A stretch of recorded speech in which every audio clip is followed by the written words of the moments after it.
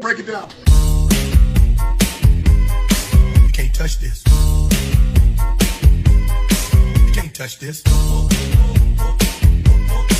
Break it down.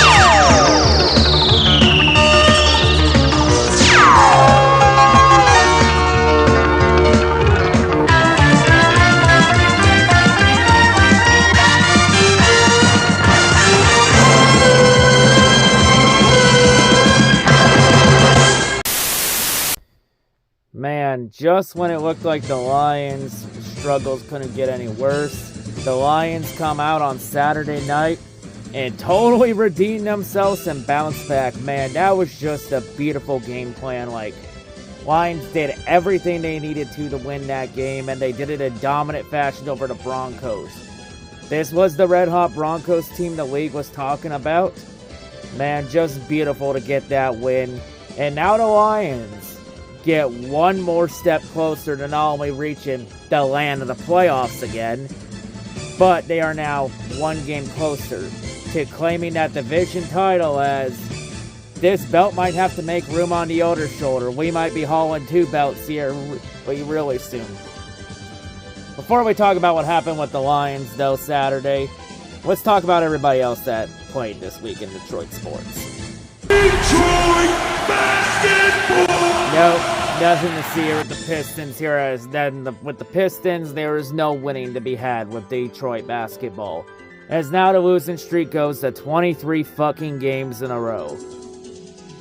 God, thank God the Lions are good, because if the Lions weren't good right now, I just ask God to kill me right now. Yeah, the Pistons even worth talking about right now just because of how fucking terrible they are. Just completely embarrassing basketball. Like, honestly, at this rate, the Pistons, they might challenge the 76ers route losing streak that they set a few years ago. Because now the Pistons losing streak is now the 3rd longest in NBA history. Dear God, this is fucking depressing.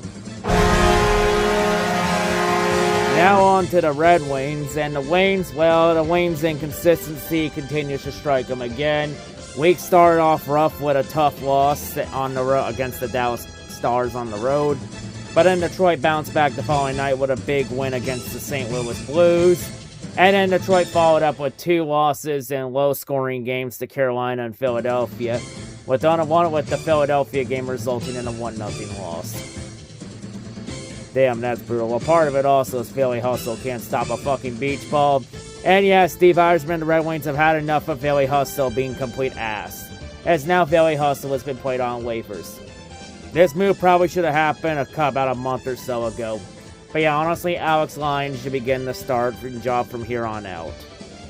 But yeah, just the Waynes are still inconsistent. Only 1 win the Waynes have gotten since Patrick Kane came to sign to Detroit. Maybe this is why a lot of Red Wings fans didn't want Patrick Kane, because of the losing. Or maybe just the inconsistency nightmares again. Pick your poison. But yeah, definitely the Wings have had a rough week. Still a little time to bounce back and ride the ship. Still a long season to go, though. So now to the one Detroit team that really impressed the most this weekend. Easily the best sports team in Detroit right now, the Lions. As yeah, after the Lions have just been have regressed massively the last second half of the year, this was a big game the Lions needed on primetime on Saturday night against the red-hot Broncos team in the AFC. And, you know, the Lions, they need to come out and have a big win, and, well, they did do that. Just an absolute dominant win on both sides of the ball from start to finish. Like, the Lions defense had one of the best games they've had since, like, what, maybe the Raiders game back in October. Just, yeah, the defense, which has been a complete tire fire the last month since the bye week, has bounced back massively. And Jared Goff, he's had a rough month so far. Last 3 or last 4 games, he's had at least 3 turnovers. Goff just bounced back and had a dominant game, you know, with 5 touchdowns. You know, his offense started a little slow as it got scoreless after the first quarter, but the second quarter is when the Lions shine with 21 unanswered points. And getting up to a 21-0 halftime lead. Like, easily the game ball should go to Sam Laporta, you know, with 3 touchdowns on the game with the hat trick. You also had, of course, you also had Detroit win the turnover battle as Ivatu Melifonwu had a career game, getting the fumble, sack fumble, and then Isaiah Bugs recovers it and had some wheels going. Like, at one point, I thought Isaiah was going to run that bitch in. Unfortunately, though, he just was not fast enough. But hey, you know, in the 3-1-3, we still get down with the thickness here. Because thick game, rise up. But yeah, and of course, also, Jahmyr Gibbs had a pretty solid game, too. Same deal with Amon-Ra St. Brown. So yeah, really, the Lions' big offensive weapons all shine today. Like the Lions need to step up today, and they did today. You know, just a complete masterclass game, even making Sean Payne blow another gasket again. Oh, Sean Payne blowing gasket. Now I know where Dan Campbell got that guy's passion from. It all makes sense, and Sean Payne is Dan Campbell's own mentor. Yeah, just Dan Campbell just absolutely spanked his fucking teacher and old boss, Sean Payne. On this night in Detroit, the student has truly become the teacher against the Broncos. Because not only did Sean Payne lose it on the refs over an offside call, which was somewhat questionable, but oh well, he then also lost it on Russell Wilson. And the Broncos also, at the start of the third quarter, had a really weird idea where they decided to go for 3 points when they were down 21 points. It's like, why would you go for a field goal when you're down by 21? When you're on the 1 fucking yard line. Just go for it, damn it. But at that point in the game, you know, it really didn't matter at that point since the Lions were up big, so they had some breathing room. Plus, the Lions offense was able to answer back and get another touchdown. But yeah, just, you know, the Lions just had their way with the Broncos. You know, the Lions know what the Broncos' defensive issues were, and they exposed them massively. You know, establishing a run, and then taking advantage and opening up some big plays. You know, great, just an absolute masterclass, not only from Dan Campbell and Ben Johnson, but Aaron Glenn, too. Aaron Glenn definitely needed this kind of game, especially with how much he's been getting on the fan base's nerves the last month or so, with how bad the defense has looked since the bye week. You know, this was definitely a game plan he needed. No, defense really stepped up today, had a solid game plan. You know, they contained Russell Wilson, got pressure to him, and just the Broncos offense couldn't get anything going. Because at Denver, the ride never ends. And hey, you know, this was not only a big win for Lions, also a big win for me, since of course my younger brother is a Denver Broncos fan. So hey, for once I finally get one up on my little brother. Hell yeah. Big bro always comes out on top. The belt is all the proof you need. And then you got the second belt potentially coming soon, as early as next week. But yeah. So yeah, of course, you know, it just feels good, you know. And this win officially shuts down all that fraud talk. Because the Lions have now swept 2 divisions this year. The NFC South and the AFC West. Something Packers, Vikings, and Bears couldn't do. If anything, the only frauds in the NFC North are the Green Bay Packers, Minnesota Vikings, and Chicago Bears. Because none of those 3 peasants couldn't sweep 2 divisions in the same season, while the Lions did both. All I say to you 3 is know where your fucking place is, you fucking pissant peasants. Only frauds here is all you. And it's funny watching Packers, Vikings, and Bears fans get mad when you call their teams frauds now.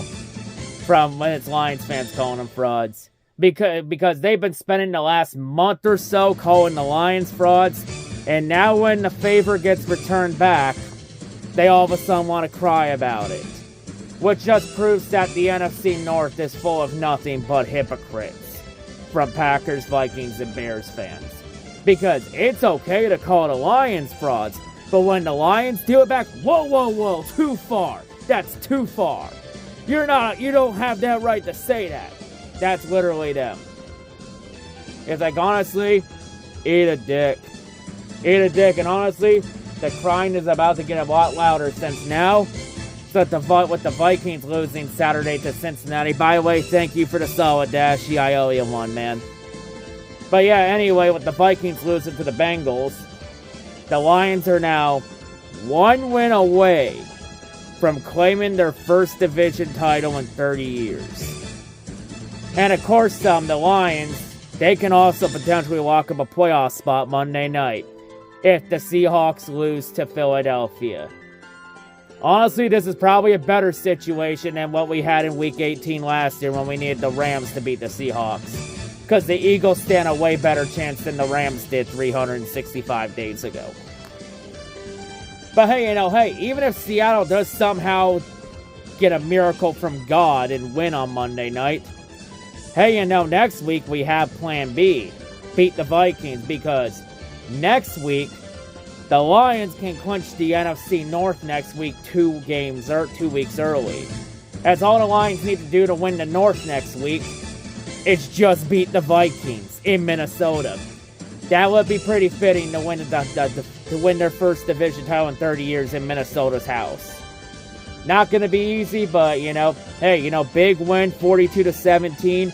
Also, Dan Campbell's a fucking savage at the end for choosing to run up the score at the end instead of kick the field goal when he decided to go for the touchdown on 4th down instead of kick the field goal with 2 minutes left. That's absolute savagery by Dan Campbell. And I know why Campbell did that. He was taking a shot at the media and everybody that's been calling Lions frauds the last month. Being like, you want to call us frauds? Fine, fuck you. We'll just run the score up on all your favorite teams. And all I have to say to haters is, hey, the Lions beat your favorite team. You know which team that is? All of them. Fuck them. Lions win 10-4. 1 step closer to playoff land. First time the Lions have had a double-digit win season since 2014. And the Lions are 1 win away from the NFC North title. And for the Minnesota Viking fans, I hope you enjoyed your NFC North title reign this year. Because the only number you need to worry about is 8. Because in 8 days, your time is up. Detroit's time is now. On to Minnesota next week, and let's go claim that division title in Minnesota's house. I'm out. Go Lions. Let me tell you something. I love this team now. I got goosebumps, gentlemen. I love this team.